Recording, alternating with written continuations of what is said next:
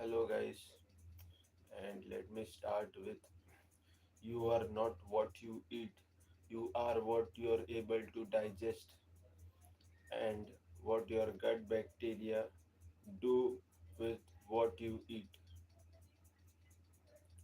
Many people believe the brain runs the body, but the real command center may actually be the gut. It directs your immune system, your hormones, and even your mood. And while we do our best to take care of our health, we may be unknowingly hurting it by destroying the delicate ecosystem inside our gut with the very foods that we eat. Okay, so hello, my dear friends. Today we are going to talk about how incredibly important our gut is and the 10 worst foods that destroy it. And here is the countdown in no particular order. Number 10 is processed meat.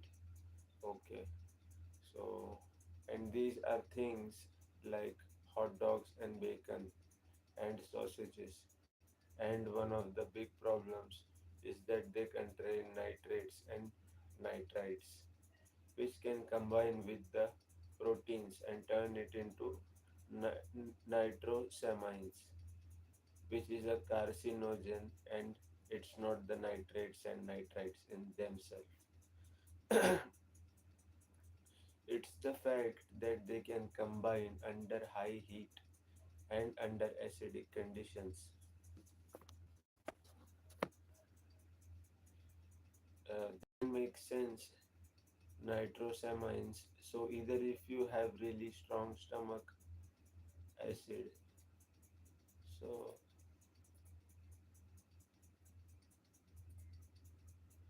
as you know that if you have actually strong, really strong acid, which you actually need to break down protein foods, or the worst, very worst part is if you cook them under very high heat. Now you can form these carcinogenic compounds. So the way to avoid this is to cook them under low heat.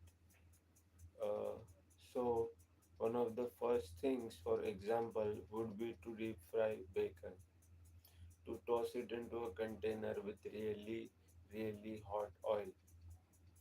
That's not a good idea. If you cook it slower, you're not going to develop so many of these bad compounds. Now, a lot of people have heard about this, but what most people don't realize is this is not unique to processed meat.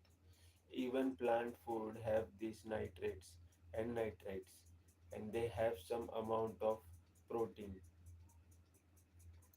So they can also form nitrosamines, but they form much less, and they have other things in them, plants and antioxidants and polyphenols and things that offset this effect.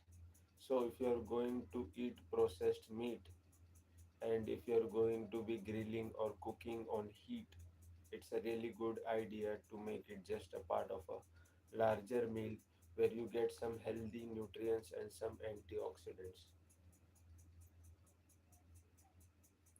in there as well. And cooking food in general with really high heat can also produce something called hydroxylic amines or polycyclic aromatic hydrocarbons. There's a mouthful for you, but basically all it means is that these are chemicals that will serve, irritate, or damage the gut lining, which is, of course, what we are trying to protect. Another problem with this processed meat is that they often uh, have low quality ingredients in them.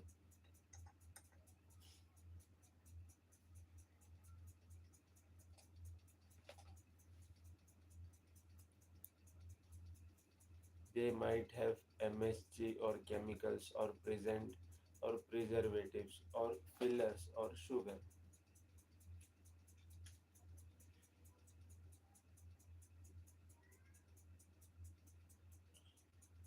So just be very selective, and let me fix this.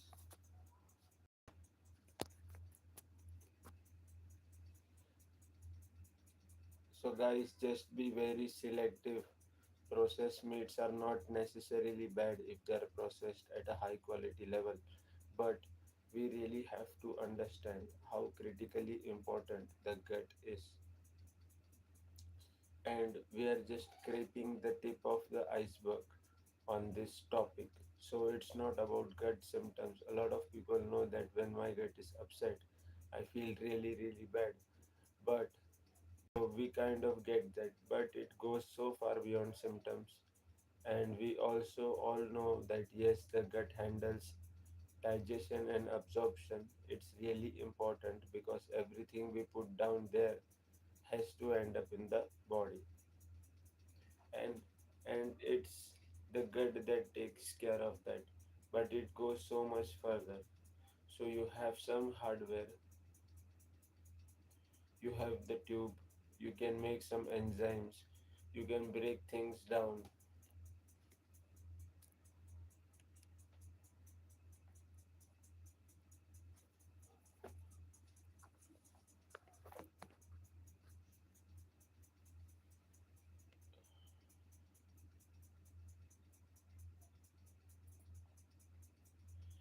but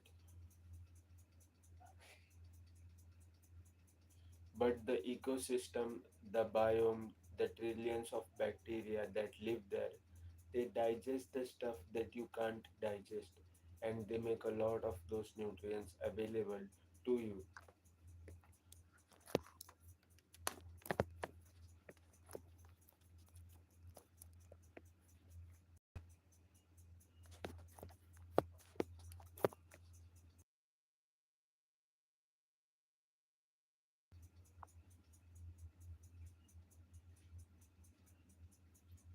So the bacteria that live there, they digest the stuff that you can't digest and make a lot of those nutrients available to you. For example, few people realize that your gut bacteria actually makes vitamins for you, like vitamin B1, B2, B6, B12, and vitamin K2. If you have a healthy gut, they'll make those for you. And in many other ways, if you have a healthy gut, they can activate the nutrients. They will repackage them for you. They'll process them, that something that becomes unusable form, and you might be eating all the right foods, but if you don't have the good balance, your gut bacteria, you may not be able to utilize those nutrients. And another piece that's critical to your understanding of the gut is that 70% of your immune system lives in your gut. It's called the GALT, the gut associated lymphoid. That's where the vast majority of your blood cells, your white blood cells, your immune cells live. So if you imagine having the inside of your gut at the microscopic level, it has something called villi to increase.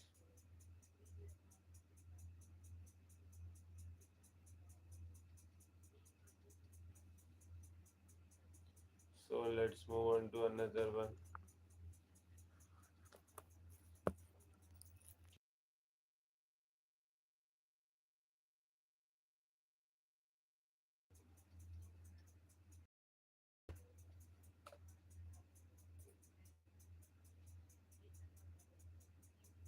The surface area, the area of absorption, and there is a few different layers here, and you have enzymes and different things in this little pockets.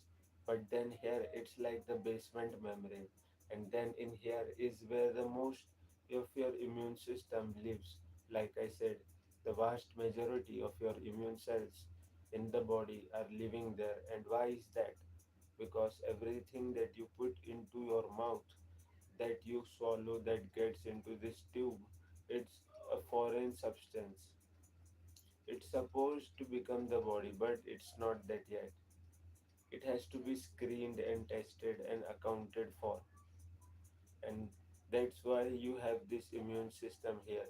So if anything gets through that's not supposed to, your white blood cells, the GLAT, gets the first sample and can process and act on it very quickly. And then, of course, on the other side of this is where your gut bacteria, and there will be a lot of them in the pockets, and there will be a lot of them out in the lumen, in the fecal matter. And when there is a good balance of these bacteria, when you have healthy bacteria, then these bacteria train the immune system to behave, to be calm and efficient. We create harmony. But if we get a lot of pathogenic bacteria, if we get a dysbiosis, meaning an imbalance of overgrowth of the bad ones. Now we create chaos because now this immune system is constantly reacting and overreacting to all the stuff that's going out in the lumen. And the more chaos we have, the more inflammation and the more allergies and sensitivities we get.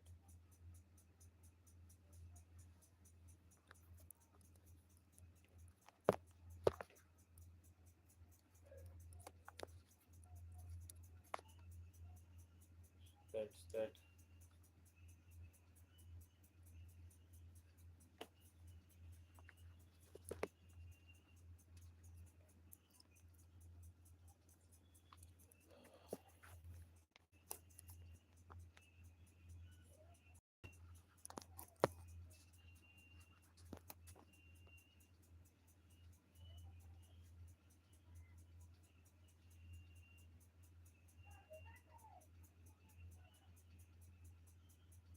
And sensitivity.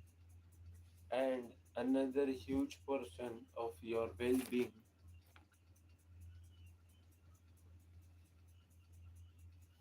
I would say that another huge portion.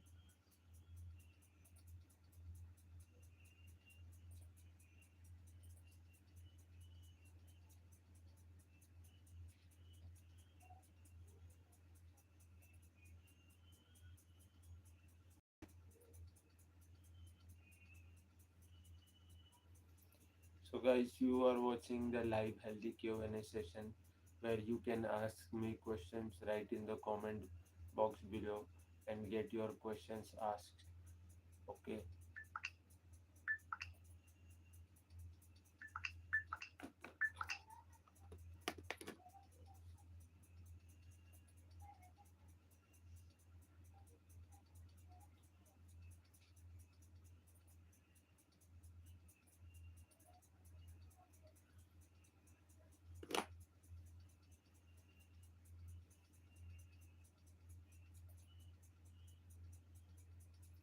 And another huge portion of your well-being and your health is the fact that 90% of the serotonin is made in the gut, and that's your feel-good neurotransmitter.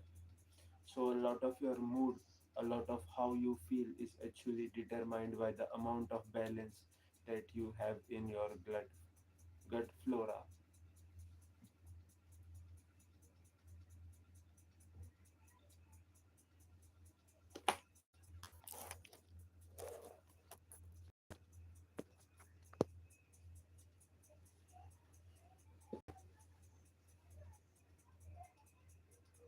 So as I was saying guys, if you're watching this for the first time, subscribe and like this live stream. Comment below what are your thoughts.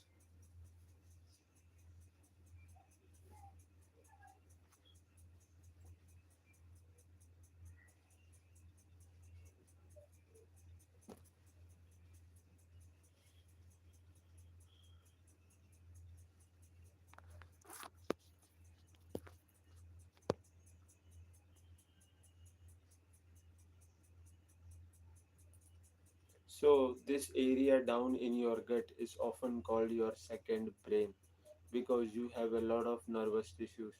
It's called the eccentric nervous system, and you have your eccentric immune system. You have your gut microbiome, and in the sense, sometimes you can say that this is secondary of brain is actually controlling the first. brain because one second.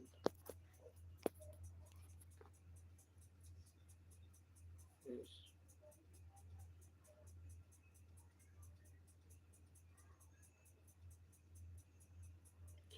Okay, let's see, guys.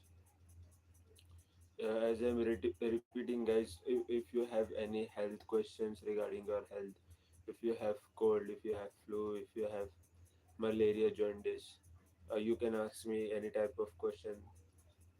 We do this every day, this Live Healthy live stream show. So comment in the box below fast.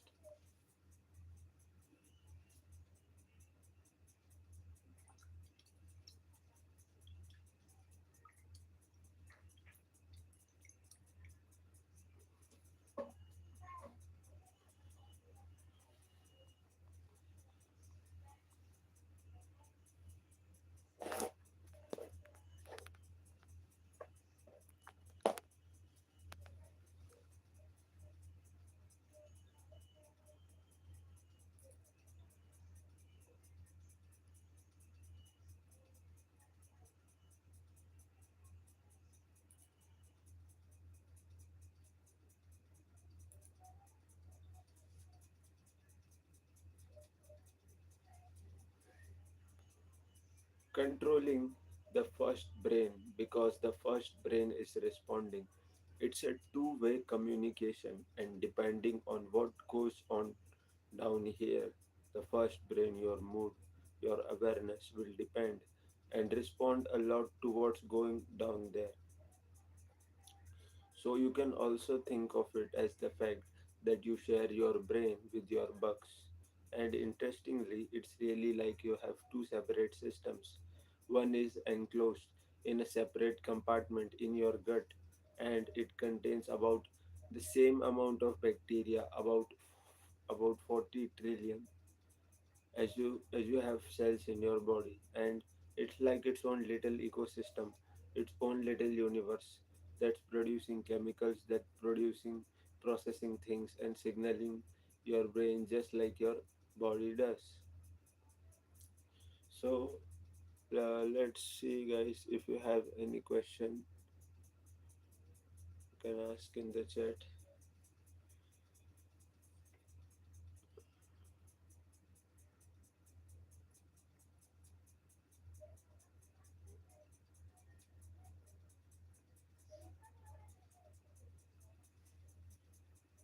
So guys, let's move on to food number 9, that is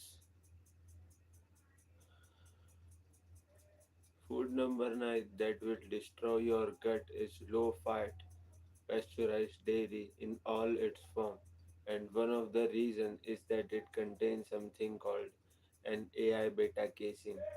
That's a protein that most people handle quite poorly. It can turn into something called beta casomorphin 7, which is something that will dramatically increase the risk of food reaction and of inflammation and leaky gut. And the reason that low fat dairy is worse than full fat dairy is that when we remove the fat, we remove something that could offset that irritation a little bit. So we increase the ratio of AI to fat. We are removing about 90% of fat, which acted as a buffer, and now there is less of a buffer. So there is more of the milk that is irritating protein, but also it can get to the tissues to irritate them as much faster. Now here's the thing about pasteurization. A lot of people have trouble digesting dairy. There are so many sensitives and lactose intolerance and so forth, but nature didn't totally mess up when it made milk. It is the primary food for all mammal babies. However, when we pasteurize it, we destroy a bunch of things that are naturally occurring in the milk.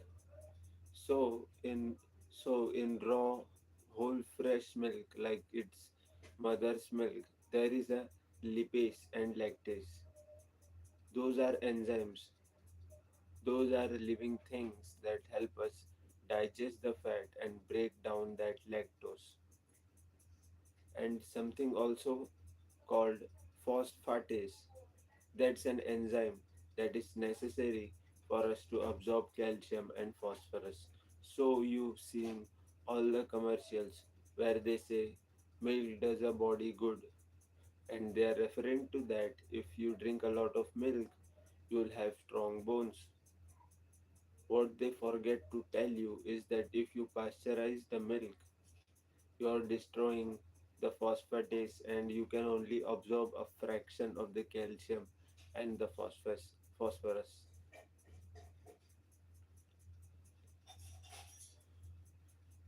That's actually going to become the bone. And then pasteurization also destroys the protein enzyme to break down protein that would help us actually break down this A1 casein.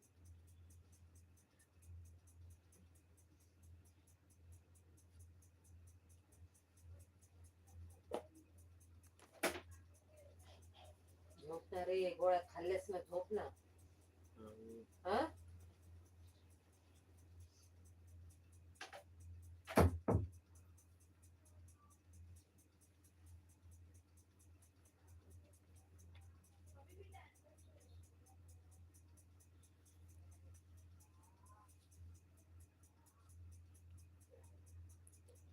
and furthermore, pasteurization destroys all the probiotics.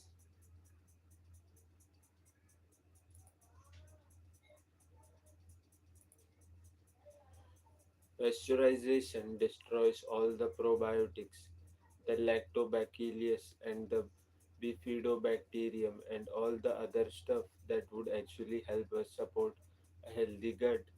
A healthy gut flora is we didn't pasteurize it. So raw milk is kind of a health food, and if you didn't pasteurize it, if you take people who have a dairy allergy and you give them raw dairy, about 95% of them would do that perfectly well, even if they have dairy allergies and lactose intolerance, etc. Now, there's going to be some people who have extreme sensitivities that can tolerate it, and of course, another problem is that in most states it's illegal to distribute and sell raw milk, which is very unfortunate. But they do distribute and sell as pet milk sometimes. So, if you can get a hold of that, then you can get some of your pet, and what you're looking for, obvious, is whole milk. They will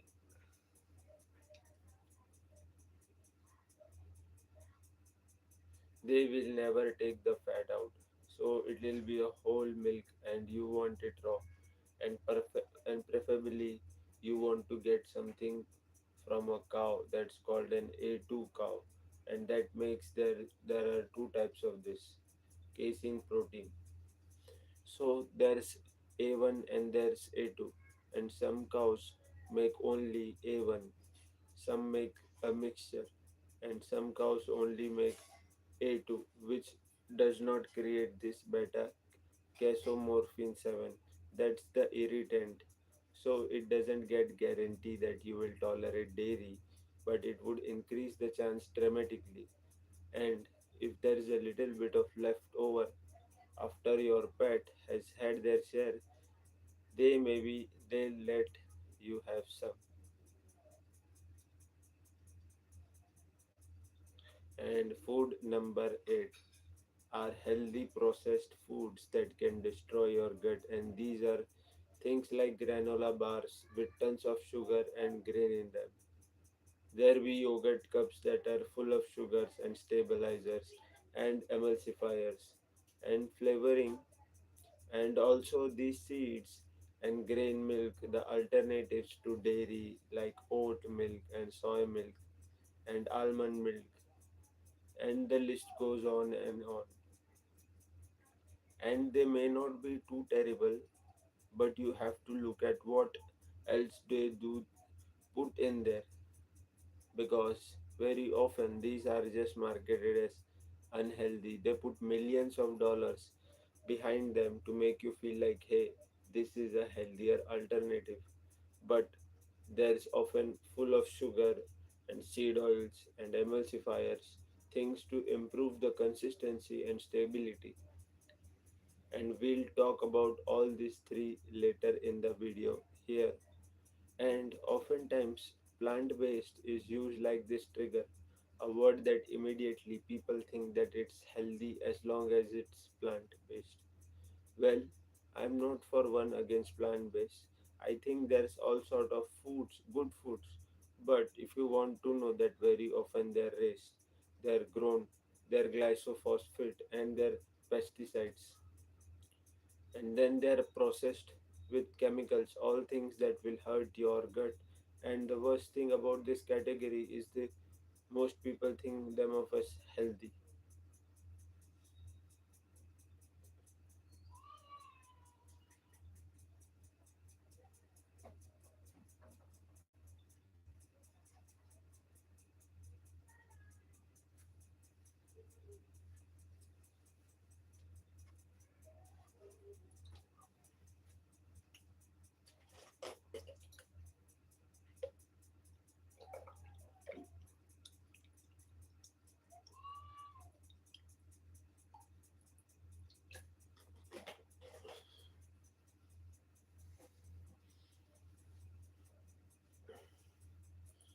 So where were we? Let's continue our video, guys.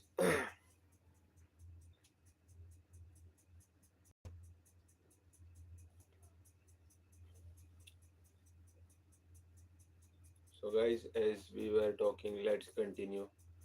uh, I was talking about those peoples, right? They think that, oh, let me get myself something really healthy, like let me take care of myself, and then you get something that really isn't helping. Number 7 is emulsifiers and additives such as polysorbate 80, carrageenan, xanthan, and some of these are more synthetic and others are more natural. The problem is that they are emulsifiers. They act as a go between water and fat, and that's their purpose in food.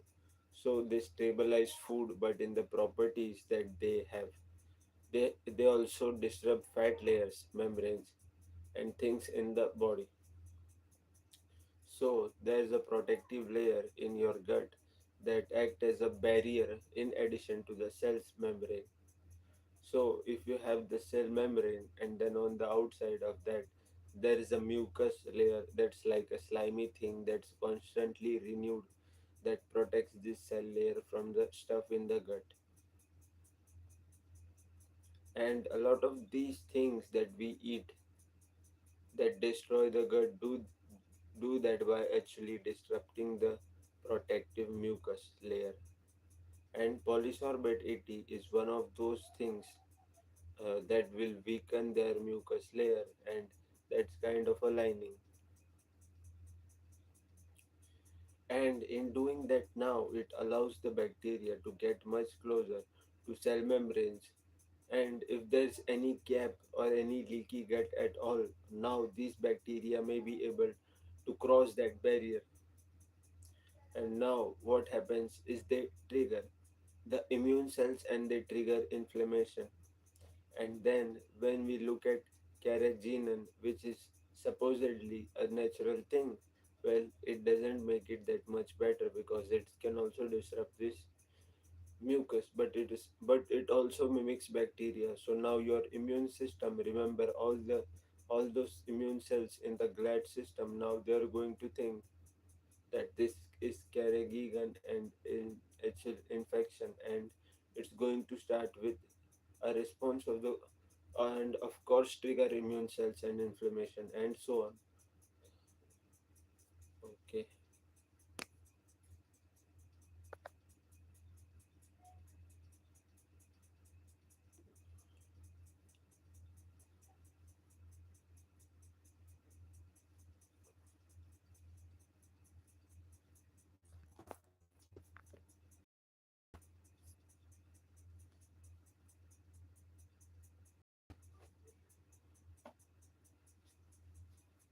So, guys, number six is alcohol, and alcohol is a solvent.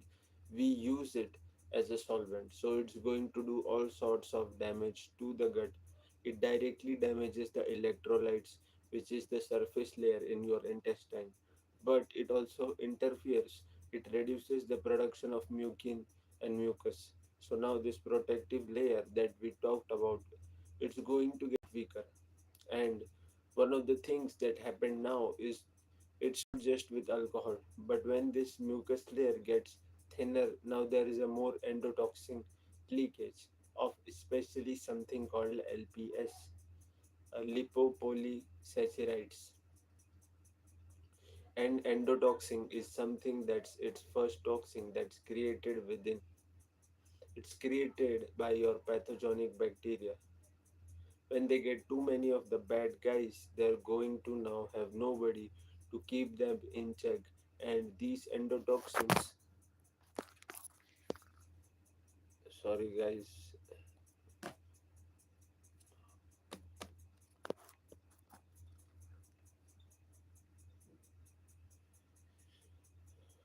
these endotoxins are going to be more abundant, and these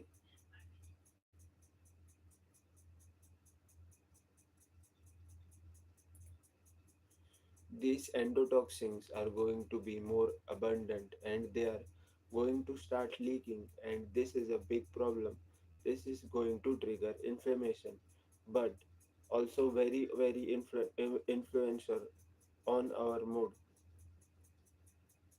So they did a study where they injected people with the LPS and lipopolysaccharides. They did a tiny little injection straight into the bloodstream. So they bypassed these protective mechanisms that we talk about. And within minutes, everyone who was injected showed clinical signs of depression. And that's just one more indication of how important our gut health is to our overall health. It's not just about breaking down food, it's about our well being and our mood. Remember, we share this one brain with this ecosystem in our gut. Okay. So, guys, let's before we move on to food number five, I would like to say that if you or your loved one or your family, anybody who has type 1 diabetes, I would highly recommend to buy our two step to become diabetes free ebook from Amazon. The link is in the link, and when you go there, you just have to buy the book, and in that book you will find two scientifically proven methods, and they are physically also proven that if you follow those two steps, you can control your blood sugar and live a diabetes free life. There are two steps. The recipes that are written in there are taken from experts in their field, everybody in the healthcare, like doctors, nurses, everybody. So if you have diabetic or you know someone who has diabetes, you should recommend this ebook to them.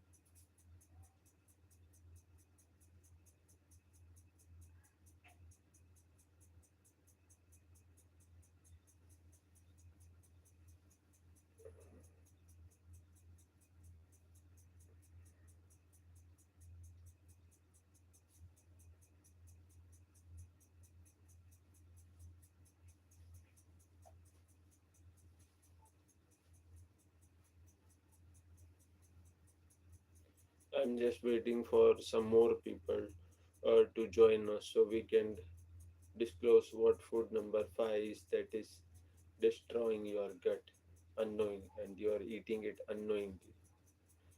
So we are just waiting for people to come online. Stay tuned, guys. Food number 5. I'm going to reveal what is food number 5.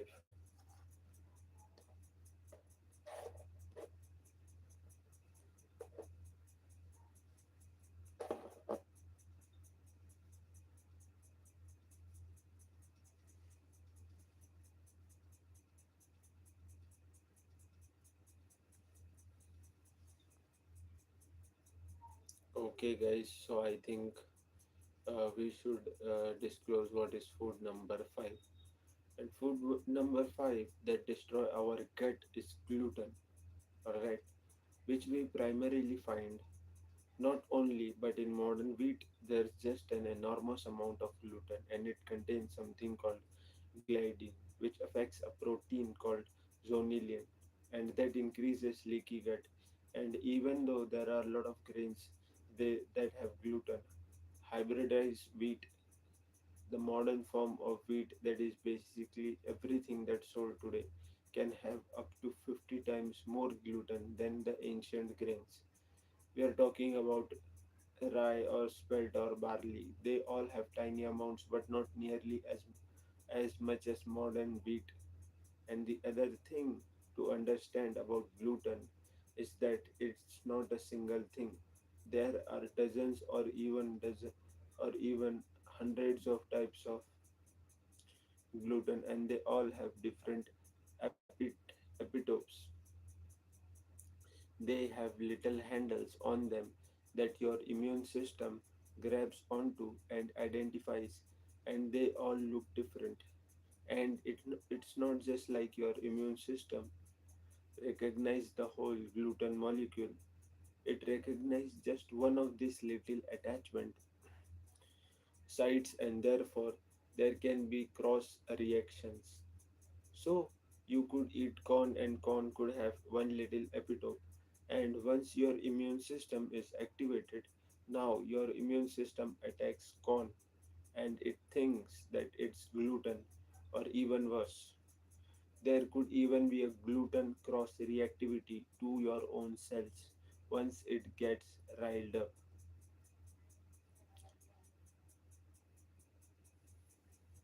Once it gets riled up, overactive, now you could develop autoimmunity of this gluten response. Start attacking your own tissues, and the extreme version, the strongest version of that is called celiac disease. And these are people who basically start bleeding if they have even one bite of something with gluten in it. But we have to understand that these are very, very common reactions, and even when they are not as extreme as celiac. So let's, before we move on to food number 4, I want you guys to like this live stream and share it to someone who uh, his life could be saved. So thank you for watching, and hit likes, subscription. Guys, comment in the chat below what is your question. I will answer it right here.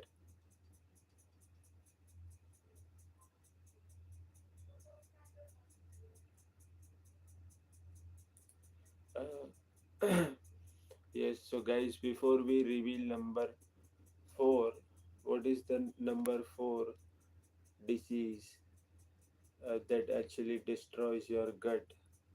Before we reveal that, I want you guys to comment in the chat below.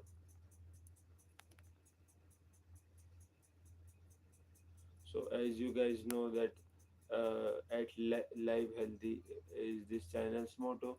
Our our channel's motto is that we want to create fun, educational types of videos for every age, ranging from 18 to 65, 70, 80 years old. That's why we have different varieties of contents.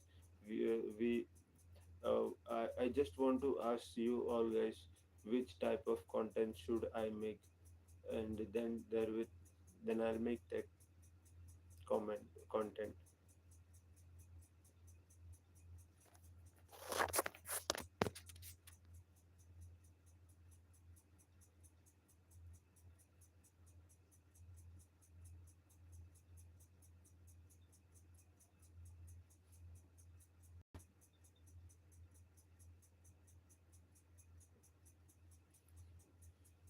So, guys, I think we should move on to uh, food number four. Okay, so the food number four is artificial sweeteners, and there's three of them especially that are aspartame, the sucralose, and the acetylcholine, potassium. And what these all have in common is that they interfere, they damage the beneficial bacteria, and whenever you reduce the beneficial bacteria, you're reducing the competition for the bad guys.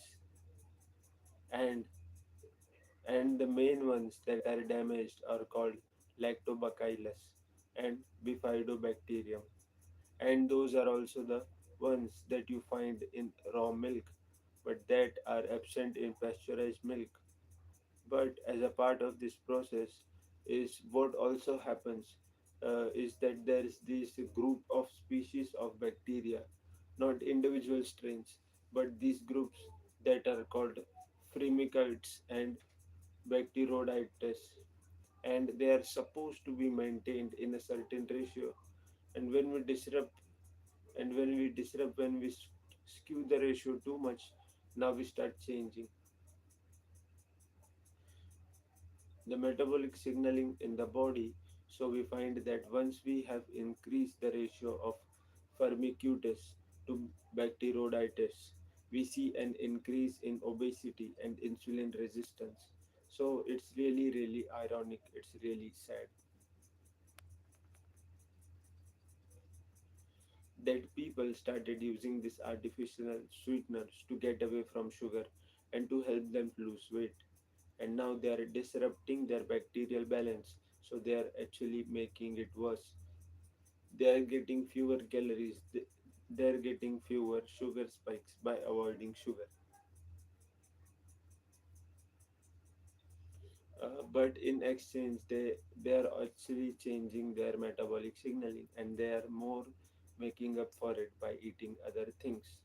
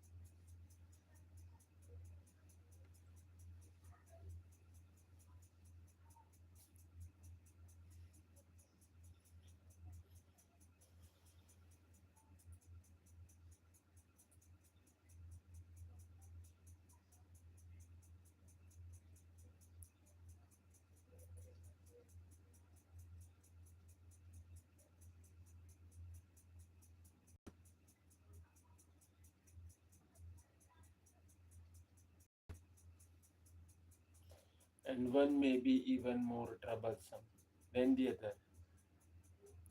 That's aspartame, aspartame, and because it breaks down into something called phenylalanine, and there is some people who can't process that very well, called phenylketonuria, and that's why they have to put a warning label on anything with aspartame.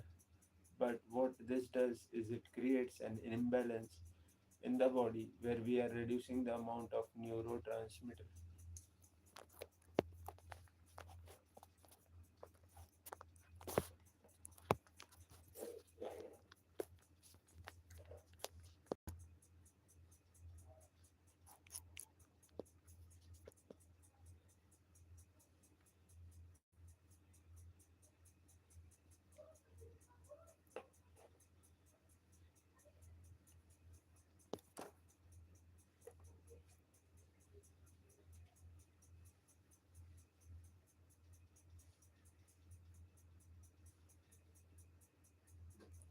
imbalance in the body.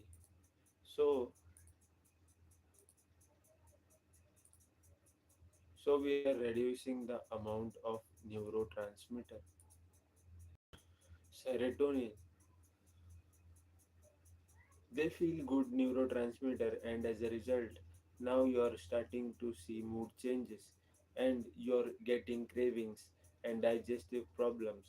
So stay away from artificial sweeteners, especially these three. I can't tell you enough bad things about this. This is just what they do to the gut. So I think you're starting to see how important the gut and the microbiome is. But where does it all start? Well, the very way first start is when we are born. When we are supposed to exit the vaginal canal and we are getting the most important meal of our lives because we are basically swimming through a culture, a vaginal culture that becomes the first bacteria that we have. And today, so many kids are born with cesarean section, and we are using disinfectants and alcohol, and we wash everything down. So the kids, even born vaginally, are deprived of a lot of that first meal. But then, from that point on, the mother is giving you the bacteria as you grow. There is some in mother's milk, and there is some on her skin, and so forth. But here is the problem.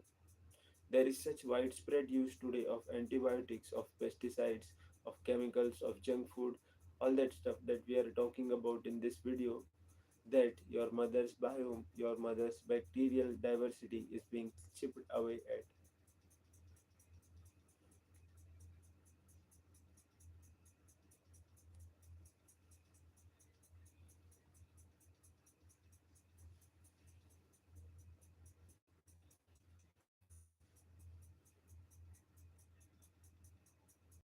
It's getting worse and worse. So your mom has less to give you, and because these antibiotics, because this process, sort of it is inherited, it's passed on. Then each generation gets a little bit worse. The more we use these antibiotics and pesticides, and the worse someone gets, the less they have to give to the next generation. So your mom had less than her mom, who had less than her mom, and so forth. And at this point, we are about five generations into antibiotics and chemicals and junk food. And it turns out that you also inherit your DNA and your epigenetics, the expression of your DNA, and that sort of works the same way, that through poor lifestyle and poor environmental interference and nutritional deficiencies and stress, each generation gets a little bit worse of that DNA passed on. So there is a reason that we see this incredible uptick in autism and allergies and ADHD and so forth. But it's not a single thing, it's a lot of different things. Yes, I don't think that we should have 79 vaccines injected into us in our first few years of life. I'm not opposed to the idea of a vaccine. I'm sure there is an appropriate place for it somewhere, but the way that we overuse it, and by the way, when you inject someone with a vaccine, you bypass the gut associated lymphoid tissue. It's supposed to sample everything and build an immune system based on what comes into the body.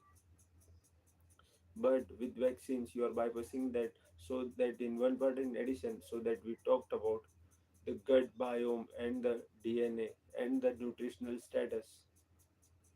So we have to start understanding that it's never one thing, but there's a lot of things. We have to come so far away from nature's way, but we have to start understanding, we have to start learning about our bodies so that we can turn it around, and that's why I make this video. Okay, so these are little bit more than 5 minutes because you can't learn with just tidbits. Okay, so that was our food number 4. And guys, before we reveal what is food number 3 that actually destroys your gut, wait a second, comment in the chat below. and like this live stream if you found this helpful.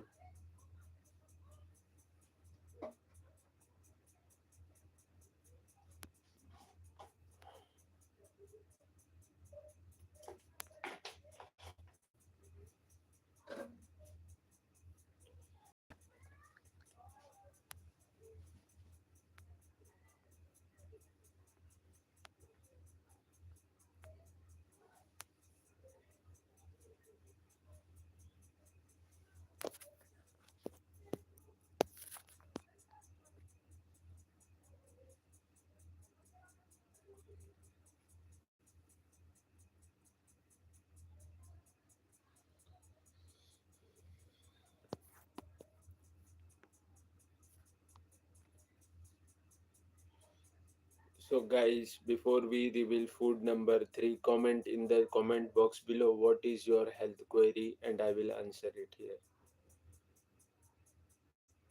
So, let's reveal food number three, which destroys your gut. Okay, so here we go. Seed oils. So, processed vegetable oils made from canola, soya bean, and corn flour, safflower. The problem with these oils, there are many problems, but the biggest is how they are made. When they make them, they process them with very high heat, very high pressure, and they even use chemical solvents like acetone to get that last bit of oil out of the grain of the seed. So what that means is that oil that looks so clean and sits there so tasteless and doesn't change even after years on the shelf, it's already bad when you bite. So it's already been damaged and destroyed. But then in addition to that, it has a lot of omega-6 fatty acid. So it's going to shift that omega-6 to omega-3 ratio in the body, which act as a signaling mechanism. It turns your body more pro-inflammatory. It shifts that natural balance, but also because it's so high in omega-6 fatty acid, and omega-6s are polyunsaturated. They are unsaturated in two places. That means they are very sensitive. They are sensitive to heat, but they are also sensitive to light and oxygen. So when something becomes very easy oxidize, it's going to contribute more to oxidative stress, create more free radicals and contribute more to inflammation that way. But then it's also going to contribute to something called lipid peroxides, and that's what, like a corrosive molecule that just grabs things as it runs around when it's going to damage the gut lining pretty hard. Okay, so that was our food number three, guys, and let's move on to food number two, and that is fried food. And a lot of the reason you want to avoid that, we went over the previous slide. We talked about the omega 6s and how it's already damaged. But now when you fry food, you're going to hyperheat it, you're going to superheat it, and you're going to keep it sort of boiling and exposed to oxygen. So now you're going to be very high in oxidized oils and in AGEs, advanced glycation and products. And all of this is basically corrosive. It's going to be very damaging to those intestinal microvilli, and it's going to increase the bile acid imbalances. So there is a certain type of fat and cholesterol that the body uses to make bile, and when we have a lot of these damaged olive oils, now we are going to reduce the quality of the bile, and we are going to increase the amount of gallbladder stress. And there, furthermore, most of the fried food is going to be coated in flour. That's how you get that crispy surface. And flour, of course, is modern wheat, which contains the gliadin, and that causes all these immune reactions and food. Okay, so guys, whatever comments you have, you can ask me in the chat below. Comment fast.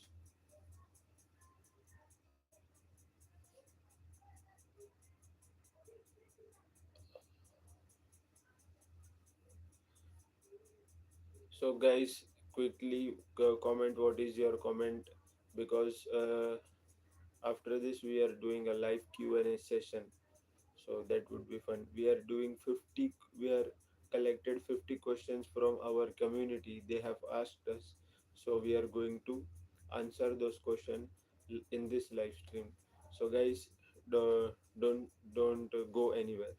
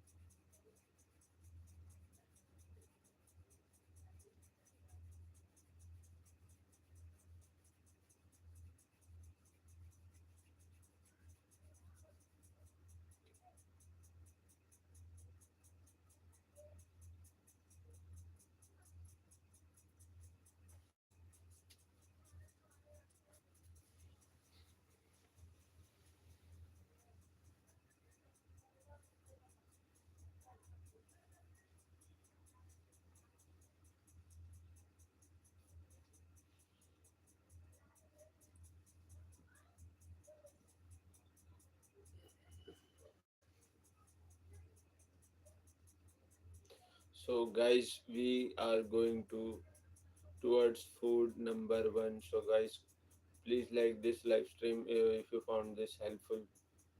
Okay, and I will reveal the food number one, that is damage your gut is sugar, one second, processed carbs and starches. And it's not that it's necessarily worse than all the other things we talked about, but it's so abundant, it's so prevalent. It's in everything in most Western countries. Now, processed food and the white trash, white sugar, white flour, white seed oils account for 50 to 60% of all the food that we eat. All the calories, so there are some bacteria and they're typically pathogenic, meaning they're evil. They love sugar, they love simple sugars, and all of this processed of food quickly breaks down into simple sugars and monosaccharides and the disaccharides. So you're going to selectively feed these pathogens, these low sugar loving bacteria, and you're going to feed yeast, which just lowers sugar. And some of these bacteria, some examples would be candida causing yeast overgrowth, candida albicans, and also clostridium difficile. But these foods, of course, are going to drive metabolic problems. They are going to cause insulin resistance, which leads to low grade chronic inflammation, which will increase intestinal permeability or leaky gut. And because we are going to jack up the blood sugar, the blood glucose, we are going to increase advanced glycation and products which are corrosive damaging chemicals. These cause tissues damage. And also what sugar does, it drives fermentation. So within yeast and fermentation and sugar, you are basically having a little brewery down in your gut, and you are just constantly driving inflammation and decay. Okay, so if you enjoyed this video, you are going to love that one. And if you truly want to master health by understanding how the body really works. Make sure you subscribe, hit that bell, and turn on all the notifications so you never miss a life saving video. Okay. So, guys, we are done with the video and we are going to start with the live Q&A. You guys can ask me any question related to your health and I will answer them. And as you know, we have already picked up 50 questions from our community members and we are going to answer them here live. So let's move on to question number one, which is John is asking, what are the early warning signs of liver disease? Early signs include persistent fatigue, yellowing of skin or eyes, dark urine, pale stools, and abdominal swelling, and unexplained nausea. See a doctor if you notice this. Question number two is from Lisa, and Lisa is asking, what foods are the worst for gut health? The most dangerous foods are highly processed meats, artificial sweeteners, fried foods, refined sugars, and excessive alcohol. These damage your gut lining and harmful bacteria. So, question number three is from Marcus, and he wants to know when a fever requires immediate medical attention. So, I would say that seek emergency care if fever exceeds 103 degrees Fahrenheit. It also more than 3 days caused severe headache, stiff neck, difficulty breathing, or occurs in infants under 3 months old.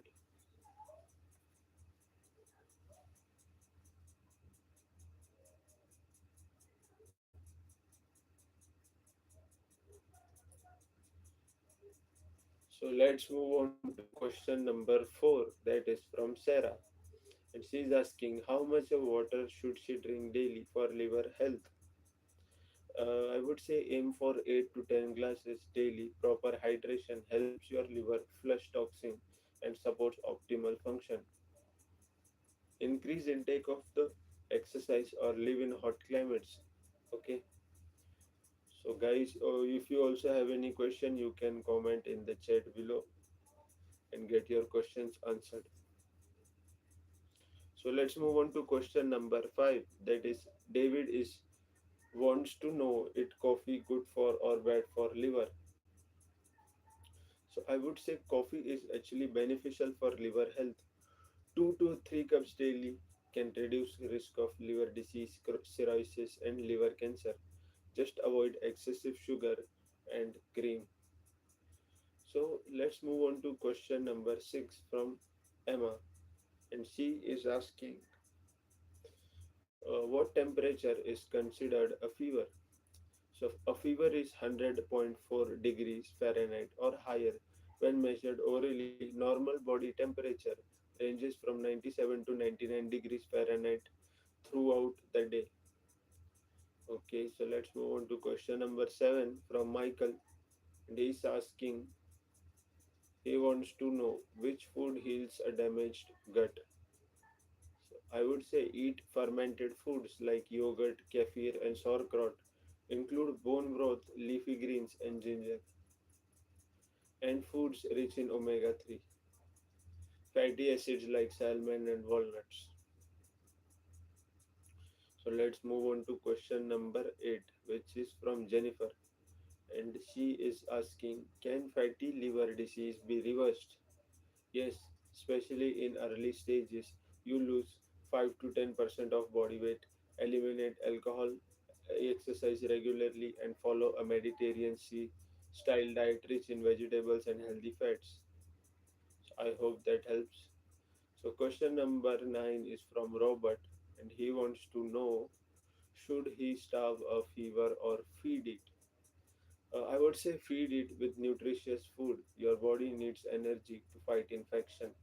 Choose easily digestible foods like soups, broths, fruits, and stay well hydrated. So, I hope that helps. Let's move on to question number 10, which is from Amanda, and she is asking, what are the signs of unhealthy gut? Watch for chronic bloating, gas, diarrhea, constipation, unintentional weight changes, constant fatigue, skin irritation, food intolerance, and frequent infections. So let's move on to question number 11, that is from Chris. Chris wants to know, is alcohol the only cause of liver damage? No. Obesity, diabetes, viral hepatitis, certain medications, autoimmune diseases, and genetic disorders also cause liver damage. Even herbal supplements can be harmful. So I hope that answers your question. Let's move on to question number 12.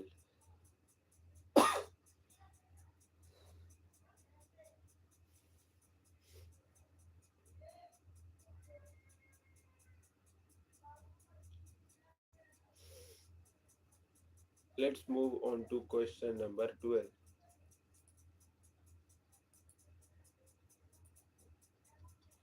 So Nicole is asking, how long should a normal fever last? So the most viral fevers resolve within 3 to 4 days. Bacterial infection may cause longer fevers. Consult a doctor if fever persists beyond 3 days. Okay, let's move on to question number 13, which is from Tom. And Tom wants to know where are artificial sweeteners. So I would say that really that bad for gut health. Uh, he is asking, is artificial sweeteners really that bad for gut health? So I would say yes. Study shows artificial sweeteners like aspartame and sucralose alter gut bacteria balance, potentially causing glucose intolerance and metabolic issues. Use natural alternatives sparingly. Question number 14. So let's see, guys.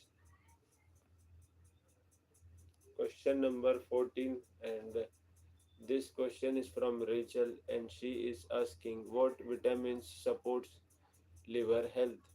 So I would say vitamin E, vitamin D, B complex vitamins, and antioxidants like get vitamin C are essential. Get this from whole foods rather than supplements when possible. I hope that helps. Question number 15 is from Kevin.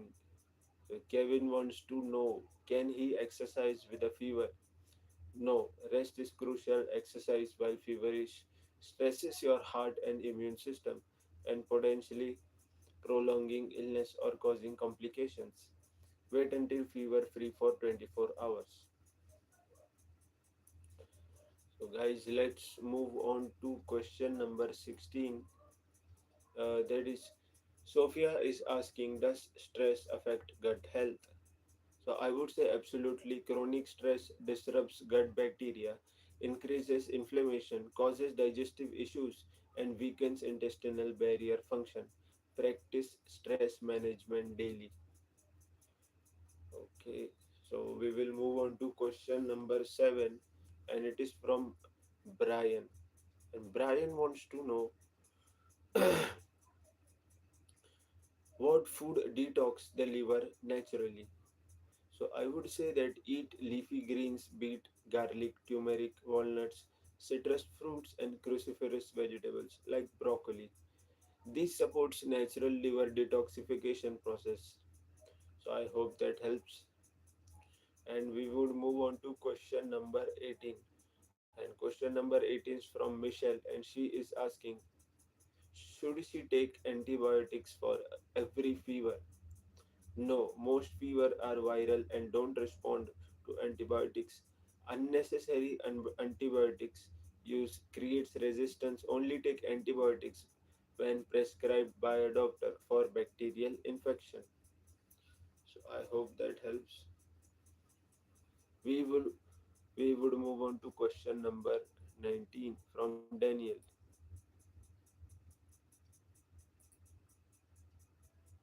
So Daniel is wants to know. Sorry for that.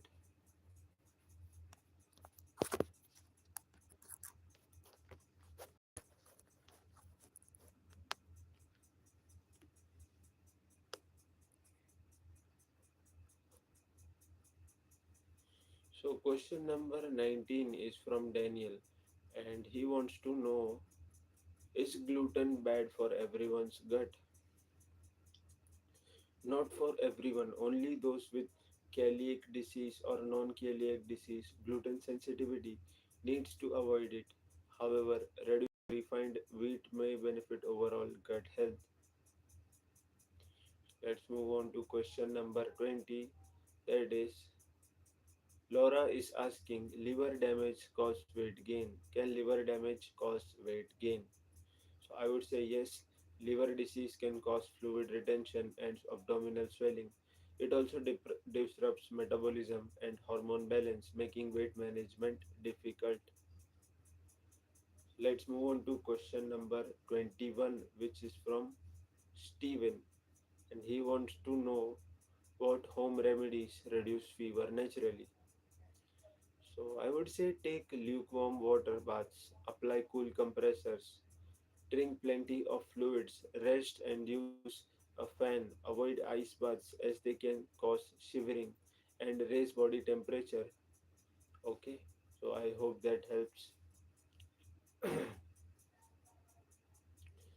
So let's move on to question number 22, that is from Jessica, and she is asking,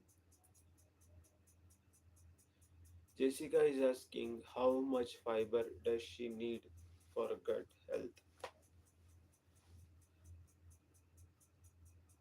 I would say that aim for 25 to 35 grams daily from whole foods like vegetables, fruits, legumes, and whole grains. Increase gradually to avoid bloating and gas.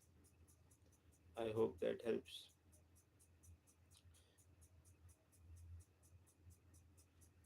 So, guys, we would move on to question number 23. That is, Andrew wants to know what medications damage the liver.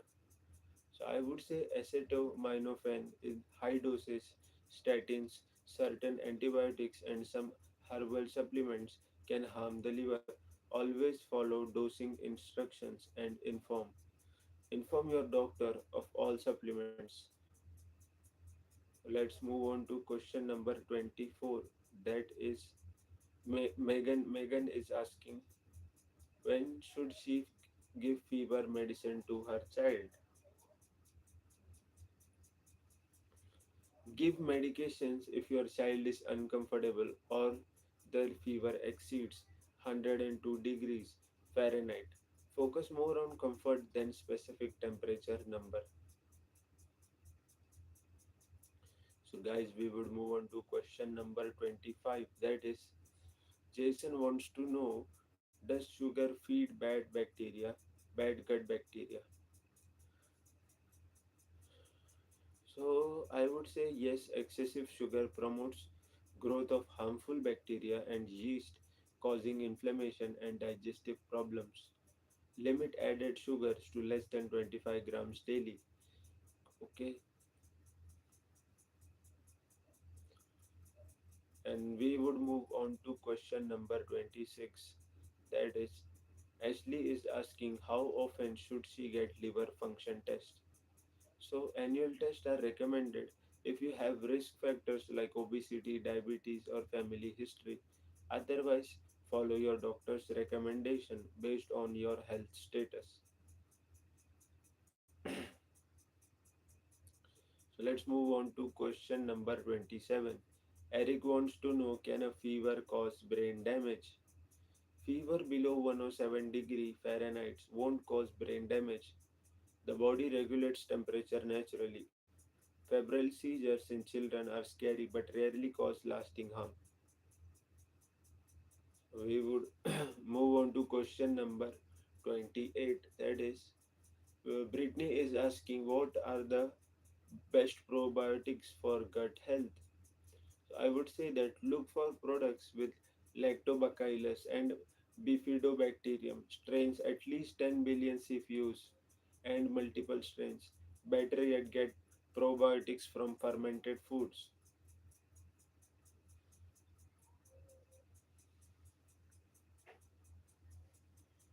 So, guys, if you have any question, you can comment in the chat below or leave a message in our community pool.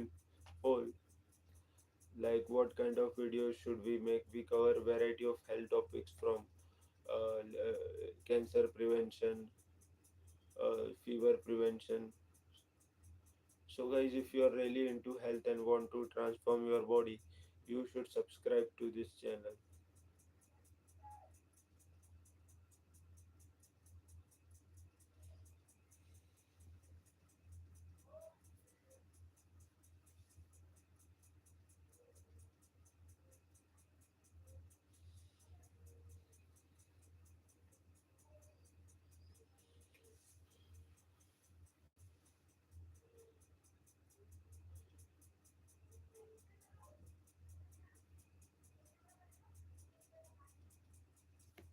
So guys, let's move on to question number 29. That is Matthew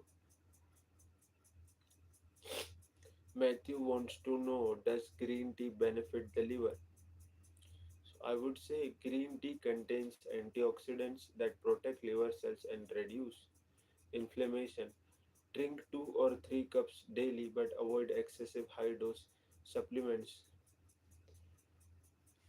Guys, let's move on to question number 30. That is from Christina, and she is asking alternate fever.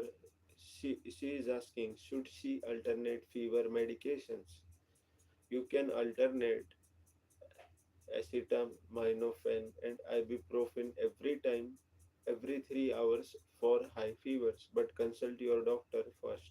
Never give aspirin to children due to Reyes syndrome risk.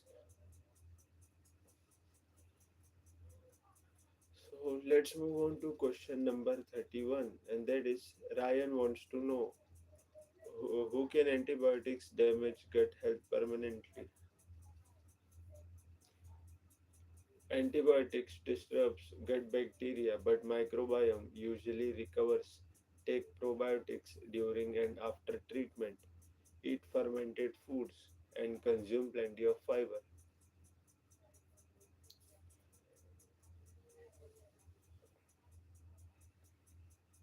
So guys, if you like this live stream, hit the like button, share and subscribe to your loved ones. So far we have covered 32 questions from our subscribers, and I would like to say that thank you to all of you which who posted their question, and I hope my answer helps.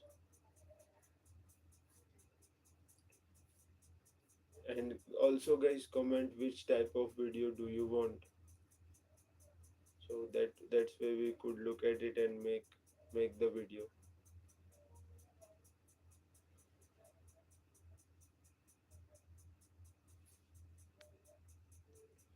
So we would see question number 32. Samantha is asking, what are signs of liver failure?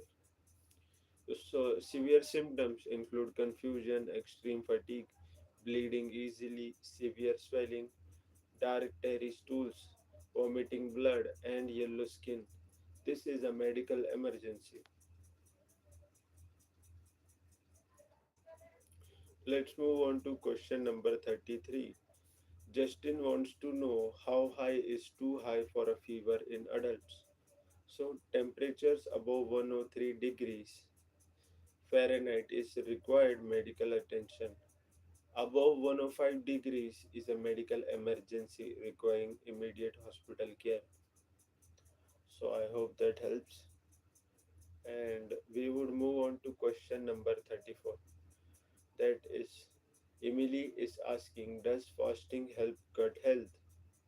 So intermittent fasting can benefit gut health by allowing the digestive system to reset and repair. Start with 1 2 hours fast, 12 hours fast, and consult your doctor before extended fasting. Guys, let's move on to question number 35. Brandon wants to know, can hepatitis be prevented? Yes, get vaccinated for hepatitis A and B. Practice safe sex. Don't share needles. Use caution with tattoos and piercings, and avoid contaminated food and water. So, guys, if you are liking this live stream, you can comment in the chat below. And we would move on to question number 26. That is, Olivia is asking, what's the difference between viral and bacterial fever? So, I would say that viral fever typically causes body aches and fatigue. Resolve in 3 to 4 days. Bacterial fevers are often higher, persist longer, and may need antibiotics. Testing determines the cause.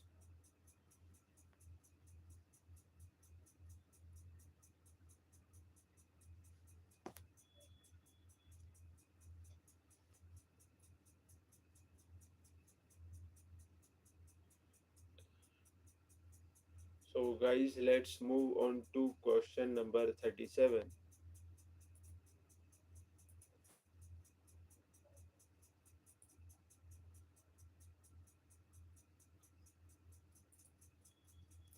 So, Tyler's question is, he wants to know, energy drinks are bad for your gut health.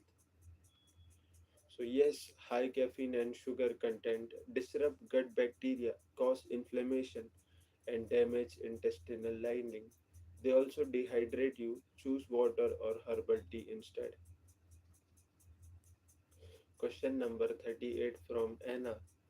Anna is asking, can liver disease cause skin problems? Yes, liver disease causes jaundice, itching, spider veins, easy bruising, and skin discoloration.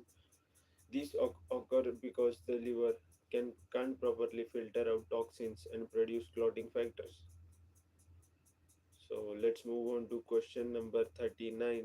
That is, Jordan wants to know, should he use ice or heat for fever? Use lukewarm water or cool compressors like ice can cause shivering, which raises body temperature. Heat will make fever worse. Keep the room comfortably cool. Thanks for your question.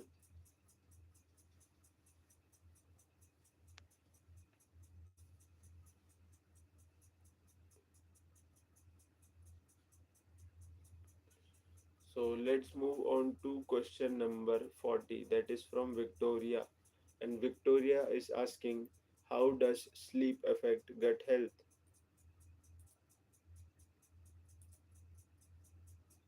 So I would say poor sleep disrupts gut bacteria, increases inflammation, and weakens intestinal barriers. Aim for 7 to 9 hours nightly for optimal digestive and overall health. Question number 41 is from Nathan, and he wants to know, what blood test check blood test check liver function. So I would say that common tests include ALT, AST, alkaline phosphatase, bilirubin, albumin, and PTINR. These measure liver enzymes, proteins, and how well your liver functions. Question number 42 is from Medicine, and she is asking, can dehydration cause fever? Severe dehydration can raise body temperature, but it's not true fever. Dehydration during fever is dangerous. Drink water, broth, or electrolyte solutions frequently. Let's move on to question number 43. And it is, Zachary wants to know, what food should we avoid with inflammatory bowel disease? Okay, so avoid spicy foods, high fiber raw vegetables during flares. Dairy if lactose intolerant, alcohol, caffeine, and fatty fried foods. Keep a food diary to identify triggers. And question number 44 is from Grace, and she is asking, can you have liver disease without symptoms?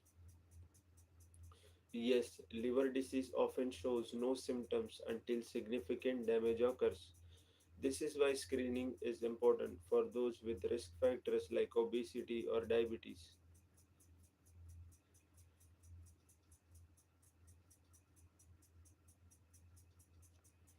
So, guys, let's move on to question number 45. That is from Ethan wants to know, do cold shower help reduce fever? So I would say avoid cold showers as they cause shivering and raise core temperature. Use lukewarm water instead. Focus on keeping comfortable and staying hydrated. So I hope that answers your question, and we would move on to question number 46. And Alexis is asking, what is leaky gut syndrome? So it's when intestinal lining becomes permeable, allowing toxins and bacteria into the bloodstream. This triggers inflammation and may contribute to autoimmune conditions and allergies. So, guys, if you have any questions, you can comment in the chat below. I will answer them.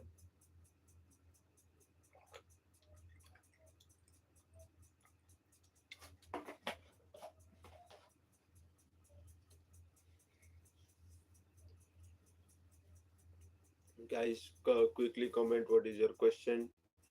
We have covered 46 questions till now.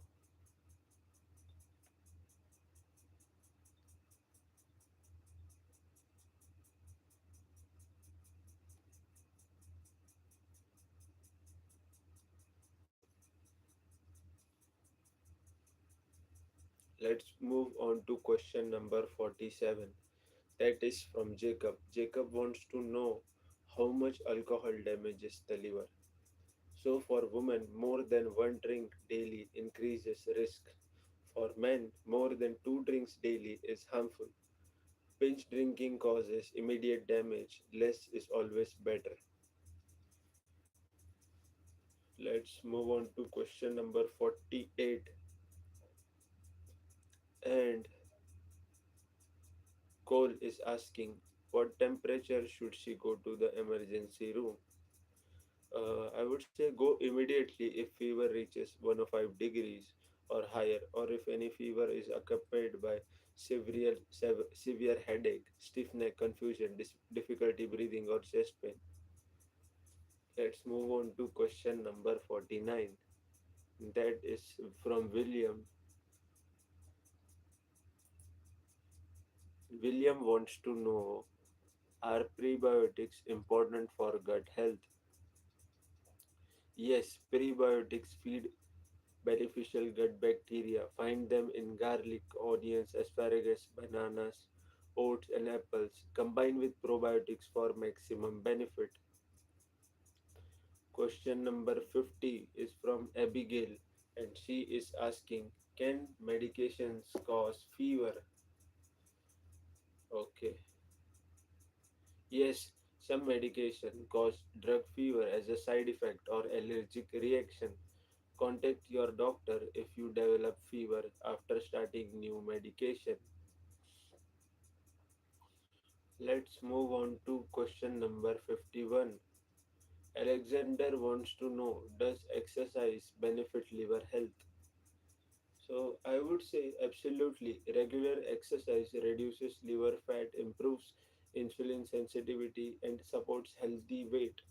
Aim for 150 minutes of moderate activity weekly. And question number 52 is from Elizabeth, and she is asking, how long does it take to heal a damaged gut? So I would say mild damage may heal in weeks with proper diet and lifestyle. Severe damages takes month, 2 years. Consistency with healthy habits is key. So guys, comment below what are your questions and get them answered right here.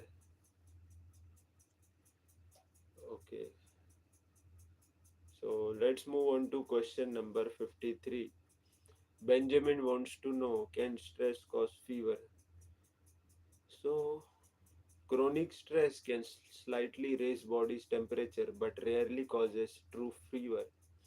However, stress weakens immunity, making you more susceptible to infections that cause fever. So, let's move on to question number 54. Arya is asking, what are the worst vegetable oils for gut health? Avoid partially hydrogenated oils, excessive soybean oils, corn oil, and cottonseed oil. These promote inflammation. Use olive oil, avocado oil, or coconut oil instead.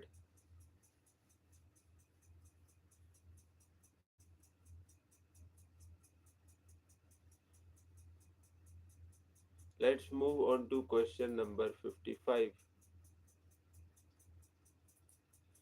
That is Noah. Noah is asking, what is cirrhosis of the liver? Cirrhosis is severe scarring from chronic liver damage. It's irreversible but manageable if caught early. Causes include alcohol abuse, hepatitis, and fatty liver disease. Question number 56 is from Mia, and she is asking, should she break a fever or let it run its course? Mild fevers help fight infection and can run their course. Treat if uncomfortable or above 102 degrees. Always treat fevers in young children and early.